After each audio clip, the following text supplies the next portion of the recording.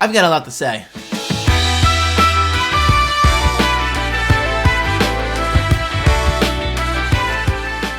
Hello everybody, how you doing today? My name is David Franco and happy 420. Y'all blazing up or what? Y'all blazing up?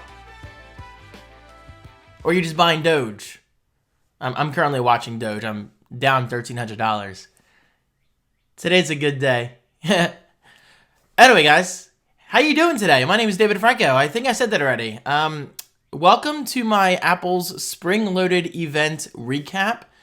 I have a lot to go over. But before I talk about all that, let me preface this video with this thought. Today's event was not meant for me, okay? So everything I'm about to say, I'm just speaking from a general sense. I don't really want to buy any of these products except for two things, maybe three. I'll talk about that shortly. But the real event for me in regards to excitement and all the speculation and blah, blah, blah, is WWDC in what, just less than 2 months at this point.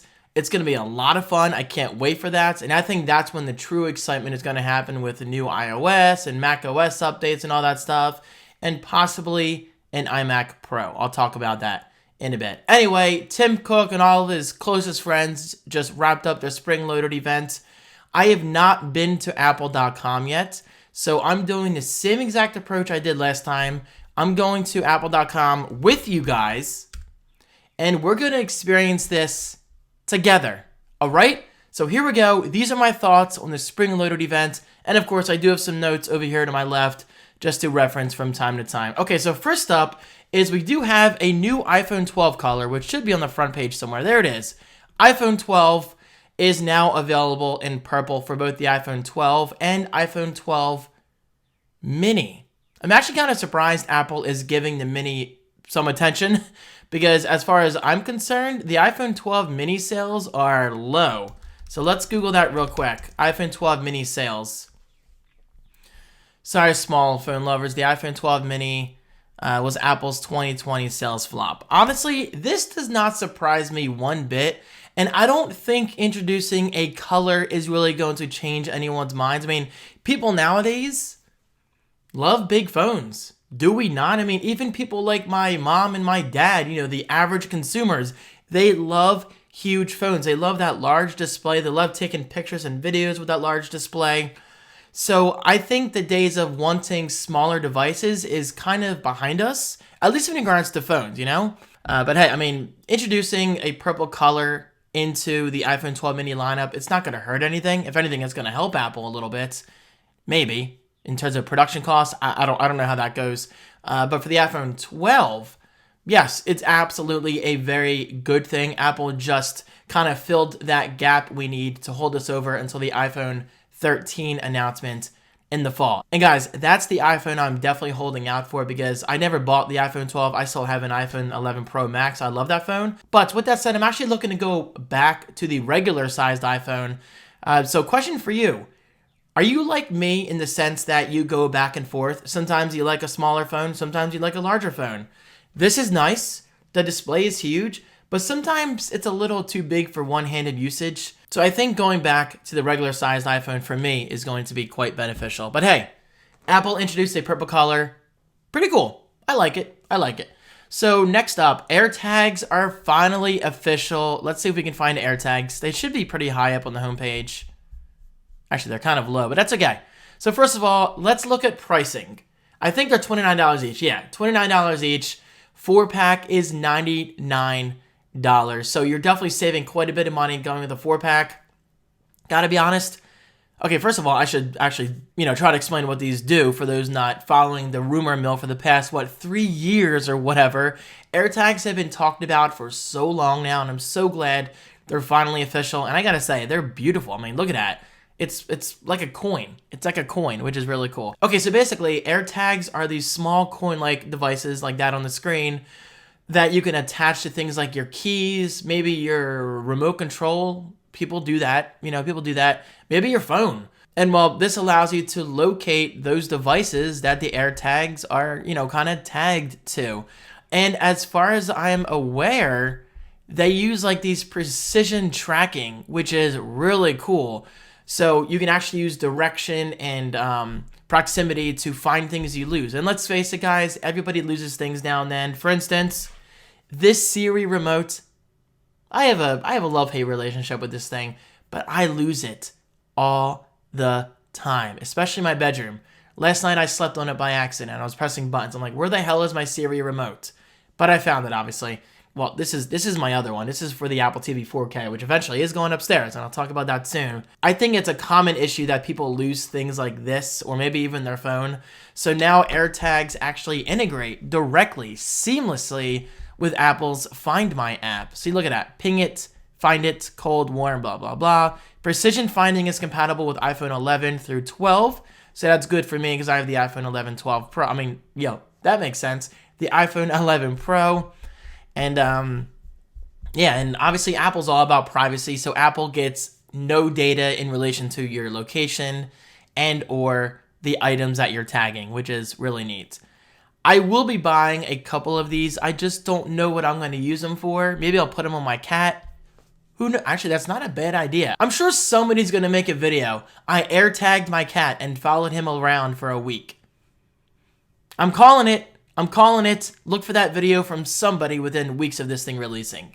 Okay, next up, Apple TV 4K, one of my biggest favorite announcements today. Now, let's get this out of the way, guys. Apple TV 4K, the announcement wasn't huge. Like, they didn't announce like anything revolutionarily, changing. Because, guys, let's face it right now. Like, there's only so much you can do with the Apple TV 4K because most of it is software driven nowadays. But they did change one huge thing, and that's this little guy right here.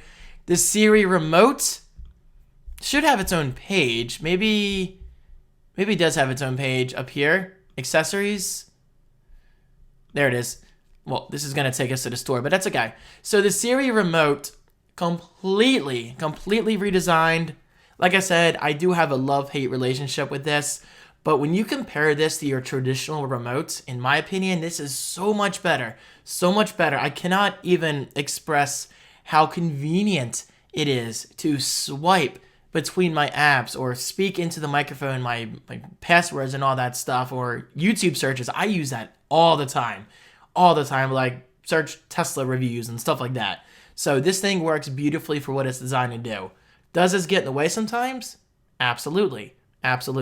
But now Apple is looking to fix that with this brand new design, which honestly is kind of a throwback to the previous Apple TV remote. They're going back to that gray aluminum silver look that we used to get. First of all, you'll notice in the top right a power button, which is interesting. I don't think I'll need that too much because if I press this single button, it turns on my Apple TV and my TV, which you can't see, but believe me, they both just turned on right now. And you hold it down, and then you can sleep both devices like that, sleep, and then my TV goes off and my Apple TV goes off. So the power button for me is not really needed, but I guess for people who do need that, it's there. Now the wheel in the middle, this is definitely a throwback to kind of like the iPod days. You can actually swipe in a circle motion to scrub your immediate, which I think is cool. That might be more natural than just swiping left and right because, like I said, you do get a lot of accidental inputs with this trackpad. It's useful when it works, but man, does it get annoying when you're not trying to use it in the right way.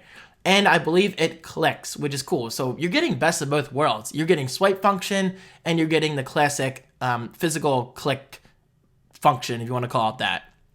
We also have a back button, which is cool, but you could always do that with menu. But I think that's more obvious. We have the TV button, which will obviously take you home, play and pause. We do have a mute button. This is kind of huge because I actually find myself muting my Apple TV all the time when I, record videos or something because I like to have movies playing in the background on Plex. But now I can just instantly mute instead of just holding down the volume down button. And the Siri button, this is cool. To match the iPhone, the Siri button is now on the side. Let's see if you can find an image here. There you go. The Siri button is now on the side. That's really cool because sometimes I do find myself accidentally pressing the Siri button. It just happened last night. So yeah, that's actually really cool. One small change like that is big in my eyes. And let's see what other images we have here. That's the back, and that's just a random hand holding the remote. So cool. And of course, if you wanted to buy this separately, You could, but I'm going to buy the new Apple TV 4K for my office and then put this Apple TV 4K up in my bedroom and pair my HomePod minis. And man, let me tell you, if you have never paired HomePods to your Apple TV, you are truly, truly missing out. It's an incredible, incredible experience. Okay, gotta take a drink of water for this one. Let's talk about the iMac, and I'm ironically recording this on my iMac, which I just bought in October? I love this thing, and guys, I gotta get this out of the way. I do not regret this purchase a single bit. I love this iMac, and I'm so, so glad I bought it because Apple did not wow me at all today with the new iMacs. So give me a moment. Okay, let's click on iMac up here. Mac, then iMac. Boom. You see what it says right there? Easily my biggest disappointment is the fact that it's only available in 24-inch. And look at this. For the first time in how many years, the iMac is actually available in colors again. Let's go back to the iMac G3 days when we actually had colors available. Look at this. Boom, all these colors. Very nice. So I see what Apple is doing here. They're kind of going the iPad Air approach and giving consumers the choice. I mean, guys, the iMac is so similar to the iPad Air in terms of the customers that Apple is trying to reach. So let's go to apple.com. Let's click on iPad and iPad Air. And let's keep this open next to the iMac. Here we go. Ready? iMac, iPad Air. Do you see what they're doing here? I mean, obviously, this has a beautiful design. I think the iPad Air looks better than the iMac, but you can't really compare the two. Anyway, let's go to buy. And we have all these color options. Look at that. Look at that. Now, the colors are strikingly different. We don't even have a yellow iPad option. And these are more pastel colors, whereas with the iMac, they're more vibrant. Although I think they're a little lighter. Yeah, so from the front, they're more pastel, which is interesting. I'm not against that. But in my opinion, the back colors, I think, do look better. What do you think? And of course, the side is beautiful. Guys, honestly, the iMac literally looks like a giant iPad. And that's not a bad thing. I do think it's a beautiful design. Not a big fan of the white bezels, though. Gotta be honest in that regard. And, call me crazy, I like seeing the Apple logo on the front. So the fact that iMac still has a chin, that's a little surprising. Yeah, I mean, I honestly expected Apple to completely remove the bottom and look exactly like the iPad Air does.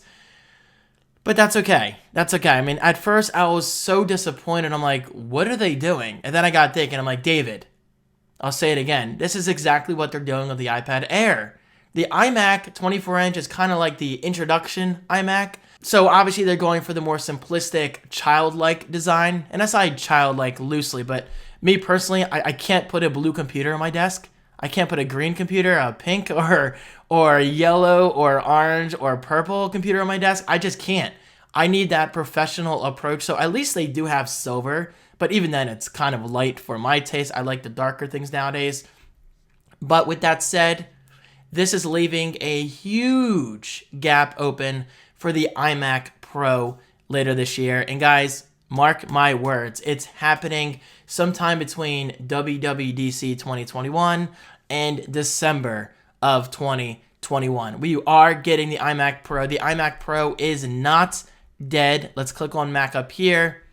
Now notice the iMac Pro is gone. The iMac Pro is officially discontinued. That's because it's coming back. It's coming back. I can't see them just introducing this same exact iMac in a 27-inch model. I mean, yeah, it's going to look like this, but without the chin. But I just can't see them tacking on the option, oh, hey, by the way, you can now get this exact iMac in 27-inch or 30-inch. Now, they're saving that option for the prosumers like myself who need more, who want more. And honestly, that's why, I'll say it one more time, I do not regret my single iMac. David, that makes sense. My recent iMac purchase, a single bit. I love this iMac. I love it so much.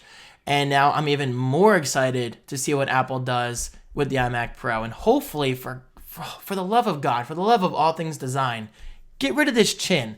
Apple is so damn good at engineering and design. So when people say, well, David, they need the chin for the speakers, I disagree. Like, Apple is so good at display technology. There's nothing stopping them from putting the speakers behind the actual screen. I don't care if the iMac Pro is thicker than this iMac. Put the speakers in the screen, behind the screen. And plus, look how much space we're saving with the M1 architecture. Like, I don't know if they're going to show it here. They showed it in the keynote, but there was a huge difference. They shared the space so well. Yeah, I don't think they're going to show it here. Maybe tech specs. Yeah, unfortunately, I don't see it here. With the M1 chip, it's basically an SoC, system on a chip. So in other words, they took the RAM, they took all these modules and just consolidated everything down into this like tiny architecture, and it looks incredible. It looks incredible with how much space they saved. I do have to say though, it's kind of weird they spent a little bit of time bragging about the 1080p FaceTime camera with improved lighting and all that stuff. They did the same exact thing with the iMac I'm using now. It's just kind of odd that they advertised that, but maybe they focus on that because of the pandemic going on everyone using Zoom calls and Skype and all that stuff and FaceTime. So I understand maybe from that perspective. But yeah, I mean, the camera, in my opinion, it doesn't look to be that big of a difference. Now, there is one nice surprise that came out of this announcement, and that is the new keyboard. We actually have a brand new Magic Keyboard with built-in Touch ID. Why can't I find it? This is the current one, but 9to5Mac will definitely have it. By the way, 9to5Mac by far is my favorite website when it comes to, okay, here we go. When it comes to like Apple news and rumors and all that stuff. Here we go.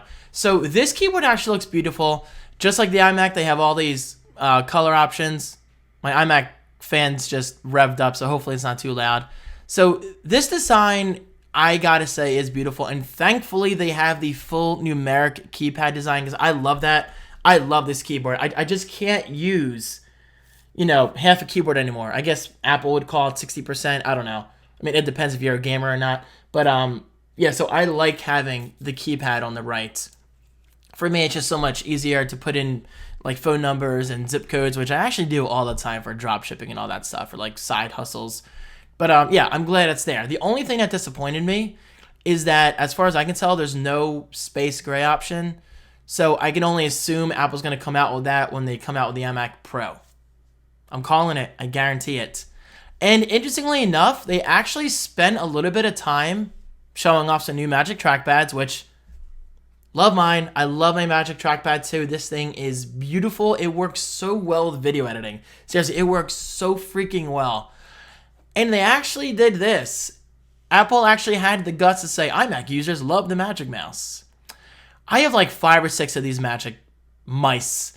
And I've never really, I guess like the Siri remote, I have a love-hate relationship with this Magic Mouse, but I don't love it nowadays like I love my Magic Trackpad. But hey, you buy an iMac, you get a free mouse. It's good to put in the drawer if you need it. And it's cool that they're giving you all the color options. So that's pretty neat. But yeah, I just hope we get a space gray Magic Keyboard with Touch ID, because that would be really cool. Really, really cool. Because unfortunately, we still don't have Face ID on the iMac, but who knows?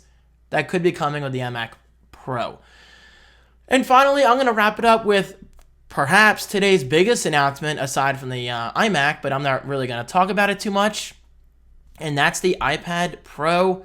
iPad Pro is the kind of product I want to love. I've owned a few iPad Pros over the years. I love them, which is ironic because I just said I want to love them. Well, that's the thing. Oh my God, look at that. Oh my freaking God, dude. Apple, why are you so good at web design? Look at that. Oh, see, this is where the Magic Trackpad truly shines. Dear God, that's beautiful. Anyway, the iPad Pro is something I really, really want to own myself and love, but it's the kind of product that I just never find myself realistically using. I use it for like a month straight because you go through that honeymoon phase. Then I'm like, oh shit, I forgot to charge my iPad. Where's my iPad? Oh, there's my iPad. Let me charge it. Yay, it's charged. Oh, I forgot I have that iPad. And then I sell it on eBay. True story, it's happened. Because guys, honestly, I primarily prefer to work on a desktop or my notebook. I love my MacBook. I love my MacBook so much.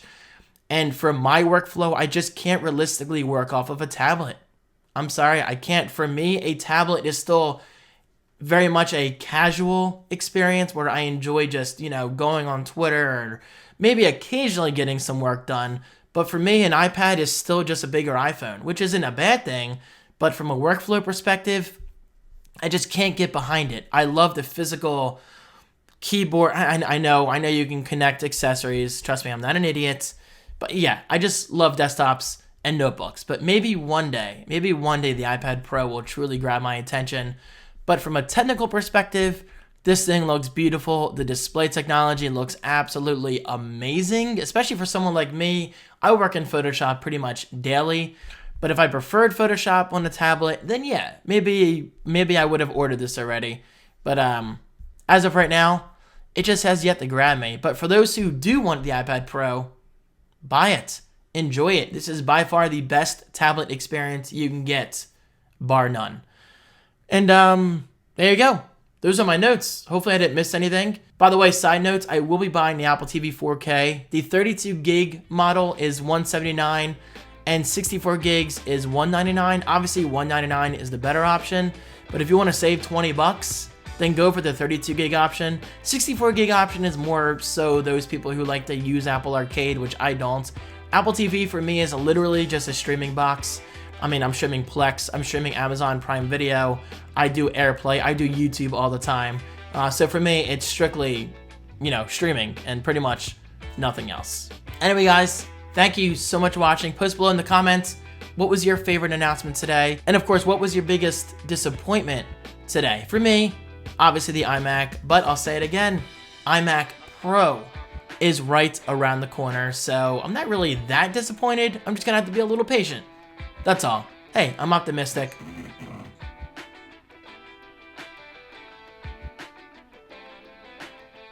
Thank you guys for watching. And I'll see you later. That scared me. Peace.